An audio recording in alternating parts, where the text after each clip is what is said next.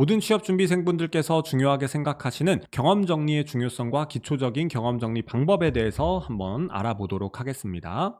자기소개서를 작성하시다 보면 최소 한 문항, 많게는 모든 문항이 다 여러분들의 경험을 물어보는 질문으로 구성이 되어 있습니다. 면접에서도 경험 질문이 차지하는 비중은 상당히 높은데요. 대표적인 공기업이라고 할 수 있는 국민건강보험공단, 한국수력원자력, 코레일에서는 경험 질문이 인성면접에서 차지하는 비중이 대부분 60% 이상이라는 것을 아실 수가 있습니다. 상당히 많은 비중이라고 생각하는데요. 그렇기 때문에 경험 질문이 자기소개서와 면접에서 차지하는 비중이 상당히 높습니다. 하지만 역설적으로 많은 지원자분들께서는 경험 정리를 어려워하십니다. 난이도가 다소 높다라기보다는 경험 정리라는 개념 자체가 다소 좀 추상적이다 보니 정확한 방법을 잘 모르시는 경우들이 많으신 것 같아요. 자기소개서나 면접은 자소서나 자격증이나 객관식 시험처럼 정량평가가 아닌 정성평가이다 보니 사람마다 생각하는 경험 정리의 기준이 다소 다르기 때문에 대부분의 지원자분들은 우수 자소서 샘플을 그대로 따라하시거나 무작정 면접 스크립트를 작성하시기도 합니다. 그리고 몇몇 분들께서는 경험 정리에 진정성만 드러나면 된다, 납득 가능하게만 쓰면 된다 라고도 말씀을 하시는데요. 과연 정말 그럴까 한번 생각을 해보면은 갈등 해결 능력이 필요한 어떤 기관이라고 한번 예시를 들어보자면 오디션 프로그램처럼 평가자의 주관으로만, 예를 들어서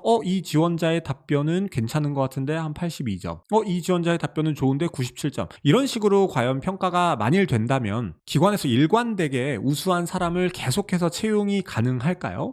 저는 좀 힘들지 않을까라는 생각이 듭니다. 기관에서는 많게는 한 해 몇십억이 들어가는 업무 중에 하나가 바로 채용 업무인데요. 기관에 20-30년을 이끌어갈 인재를 채용하는 것이기 때문에 기관 입장에서는 매우 많은 예산과 인력을 들여가면서 사람을 채용을 합니다. 하지만 이런 채용에 있어서 객관적인 기준 없이 평가자의 주관과 자의적인 기준을 가지고만 채용을 하게 된다면, 그리고 진정성만 가지고, 진정성이라고 하는 것이 사실 상당히 상대적인 기준이기 때문에 이런 것만 기준으로 해가지고 평가자의 주관을 반영해서 사람을 채용하게 된다면 지속적으로 우수한 인재를 채용하기 쉽지 않을 수가 있습니다. 최소한 이 정도의 어떤 기준과 배점은 있지 않을까, 이렇게 좀 추측을 하는 게 합리적이지 않을까 싶습니다. 예를 들어 갈등 해결 능력을 평가를 한다라고 한다면 갈등 요인과 원인을 파악하는 점을 30점 정도의 배점, 갈등 해결을 위한 노력 70점 정도의 배점을 주어서, 물론 이거는 어디까지나 예시이긴 합니다만 이 정도의 기준을 두어야 평가자의 입장에서도 어떤 사람이 평가자를 하더라도 동일한 기준을 가지고 사람을 채용할 수 있으며, 어떤 지원자를 평가하더라도 동일하게 객관적으로 일관되게 평가를 할 수 있지 않을까라는 생각이 듭니다. 그러면 어떤 기준에 따라서 여러분들이 경험 정리를 하셔야 좋은 평가를 받을 수 있을까요? 크게 두 가지의 기준을 말씀을 드리고 싶습니다. 일단 기초적인 기준이라고 생각을 해주시면 되는데요. 첫 번째는 여러분들이 차별화되는 행동을 보여줄 수 있는 소재를 선정을 하셔야 합니다. 그럼 차별화되는 행동이란 무엇일까요? 이렇게 세 가지의 기준을 생각하시면 좋을 것 같은데요.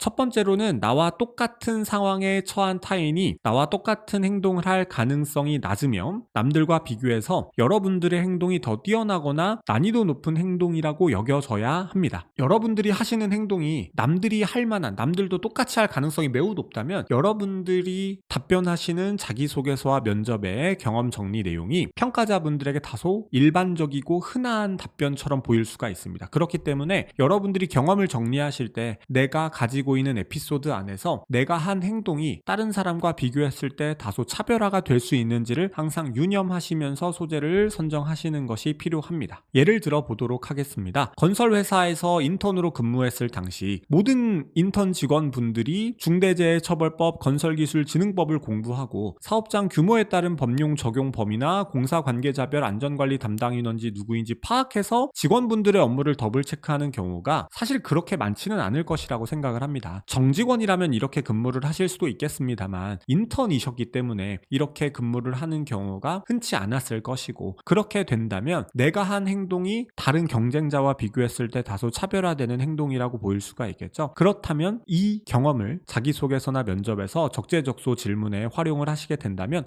이 지원자는 타 지원자와 비교했을 때 다소 우수한 지원자이구나 라고 평가를 받을 가능성이 높지 않을까라는 생각이 듭니다. 두 번째로는 여러분들이 행동 과정 노력 중심으로 경험을 정리하셔라 라는 것을 말씀을 드리고 싶습니다. 자기소개서와 면접의 목적은 여러분들을 평가하기 위함입니다. 어떤 지원자의 능력이 우수하며 어떤 지원자가 우리 기관에서 요구하는 능력을 가지고 있는지를 회사는 판단을 하고 싶어 합니다. 그러한 목적을 가지고 채용을 해야 우수한 지원자를 선별을 할 수가 있겠죠. 그래서 갑작스럽게 화를 내는 민원인을 응대해본 경험을 물어보았다라고 한번 해보도록 하겠습니다. 이때 행동 과정 노력이 제외되고 상황 설명과 결과와 성과의 부분만 드러나면 평가자분들께서는 여러분들의 의사소통 능력 혹은 민원 응대 능력을 정확히 파악을 하실 수가 없습니다. 해당 민원인이 얼마나 크게 화를 내셨는지, 해당 민원인이 화를 내서 미안하다며 사과를 하고 돌아가셨다, 이런 부분만 놓고 봤을 때는 이 지원자가 어느 정도 수준의 민원 응대 능력을 가지고 있는지를 파악하기가 쉽지 않습니다. 그래서 여러분들이 경험 정리를 하실 때는 행동 과정 노력을 중심으로 정리를 해주셔야 되는데요. 화를 내는 민원인을 응대하기 위해서 민원인을 잠시 진정시킨 후에 제도의 혜택을 드릴 수 없는 이유에 대해서 한 번 더 설명을 했다. 그리고 민원인의 얘기를 들어보니 경제적으로 어렵다는 것을 확인하여 담당하는 제도가 아닌 다른 유사 제도를 설명하고 담당 부서와 연락처를 설명함으로써 민원인에게 필요한 제도를 안내를 해드렸다. 이러한 여러분들의 행동이나 민원인을 응대한 과정, 여러분의 노력이 드러나야 평가자분들께서는 비로소 여러분들의 경험을 바탕으로 여러분들의 능력을 확인하실 수가 있기 때문에 경험을 정리하실 때는